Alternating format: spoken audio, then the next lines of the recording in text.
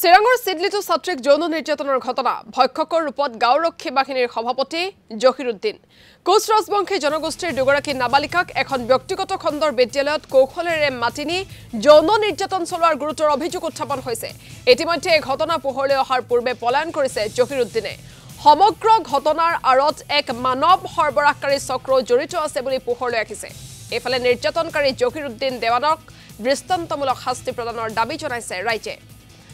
আৰু সমগ্ৰ ঘটনা সন্দৰ্ভত সবিশেষ জানিবৰ বাবে পোনপটীয়া সম্প্ৰচাৰত জয়ন্ত দেৱনাথৰ সৈতে সংযুক্ত হৈছো। জয়ন্ত দেৱনাথ, পোনে আপোনাৰ ওচৰলৈ আহিছো, ঘটনাৰ সবিশেষ আপোনাৰ পৰা জানিব বিচাৰিছো।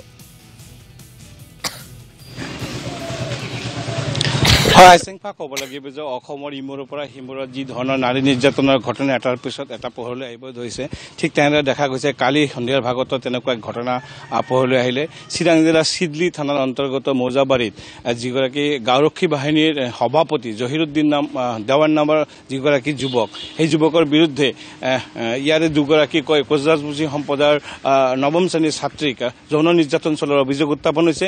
সমগ্ৰ বিষয়টোলৈ যেতিয়া কালি আৰক্ষীৰ সৈতে মই নিজেও এই ঘটনাৰ অনুসন্ধান কৰিবলৈ গৈছিলোঁ, কিন্তু তেতিয়া যায় এক ভয়ংকৰ তথ্য পোহৰলৈ আহিছে। আচলতে এই যি দুয়োগৰাকী নাবালিকাক এই গাঁওখনত তেওঁলোকে ফুচুৰাই লৈ গৈছিলে, আচলতে এই নাবালিকা দুয়োগৰাকীক আচলতে কাম দিয়াৰ নামত বহিৰাজ্যত অৰ্থাৎ দক্ষিণ ভাৰতত পঠিয়াই দিয়াৰ নাম কৰি তেওঁলোকে মাতি পঠিয়াই লৈ গৈছিলে। আৰু লৈ যোৱাৰ পিছত সেইদিনাখন নিশা অৰ্থাৎ 20 আগষ্ট তাৰিখে নিশা এই কিশোৰী দুগৰাকীক যৌন নিৰ্যাতন চলোৱাৰ অভিযোগ উত্থাপন কৰিছে নিৰ্যাতিতা দুগৰাকীয়ে। মোৰ লগত উপস্থিত আছে আক্ৰাচুৰ এগৰাকী কেন্দ্ৰীয় নেতা। মই তেখেতৰ পৰা জানিব যত্ন কৰিছোঁ বিষয়টো। আচলতে এই সমগ্ৰ ঘটনাটো লৈ চিডলি এলেকা নহয়, সমগ্ৰ চিৰাং জিলাতে ব্যাপক চৰ্চা লাভ কৰিছে। কাৰণ এটাৰ পিছত এটা নাৰী নিৰ্যাতনৰ ঘটনা, বিশেষকৈ নাবালিকা কিশোৰী বা নাবালিকা সকলে বেছি এই ঘটনাৰ চিকাৰ হৈছে। কি ক'ব আচলতে চিডলি যিটো ঘটনা হৈছে, এই ঘটনা সন্দৰ্ভত আপোনাৰ প্ৰতিক্ৰিয়া কি? আৰু এটাৰ পিছত এটা এনেধৰণৰ ঘটনা হৈছে, কিন্তু আচলতে তেওঁলোকে ভয় খোৱা নোখোৱা হৈছে। আইনৰ যি কঠোৰ আইন প্ৰণয়ন কৰিছে তাৰ পিছত দেখা গৈছে যে এই নাৰী নিৰ্যাতন বা এনেধৰণৰ ঘটনা ক্ৰমশঃ বৃদ্ধি পাইছে। কি ক'ব এই ঘটনাৰ সন্দৰ্ভত? হয়, চাওক, অসম চৰকাৰৰ গৃহ বিভাগৰ দায়িত্বত থকা অসমৰ মুখ্যমন্ত্ৰী ডক্টৰ হিমন্ত বিশ্ব শৰ্মাই তেখেতে নিজে চম্ভালি থকা এই গৃহ বিভাগখনৰ এই অসমত যি এক নাৰী সৰবৰাহকাৰী যি সংস্থা আজিৰ তাৰিখলৈকে যে সক্ৰিয় হৈ আছে, সেইটো আমি আজি অনুমান পাইছোঁ।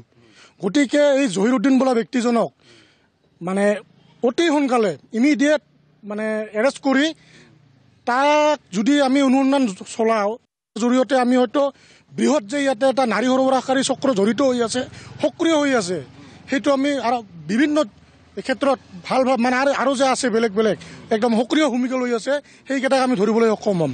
তো গতিকে মই আমাৰ চিৰাঙৰ যি ঘটনা সংঘটিত হৈছে, চিৰাং বুলি নহয়, আজি অসমৰ চুকে কোণে, ভাৰতবৰ্ষৰ চুকে কোণে এই ধৰণৰ ঘটনা সংঘটিত হৈ আছে। খুব দুৰ্ভাগ্যজনক ঘটনা।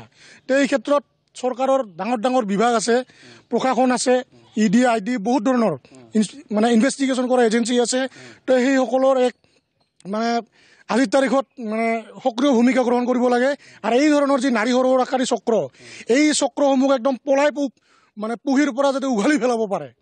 অন্যথা আমাৰ এই অঞ্চলৰ যি কণ কিশোৰী আজি ৰানিং 9ৰ পৰা ষ্টুডেণ্ট তেনেদৰে ধৰক বহিৰাজ্যত কৰ্মৰ সন্ধানত প্ৰলোভন দি লৈ যাব বিচাৰিছে আৰু ছাকচেছে হৈছিল। যদিহে আপোনাক এই মুহূৰ্তত ধন্যবাদ জ্ঞাপন কৰিছো ঘটনাৰ সবিশেষ জনোৱাৰ বাবে।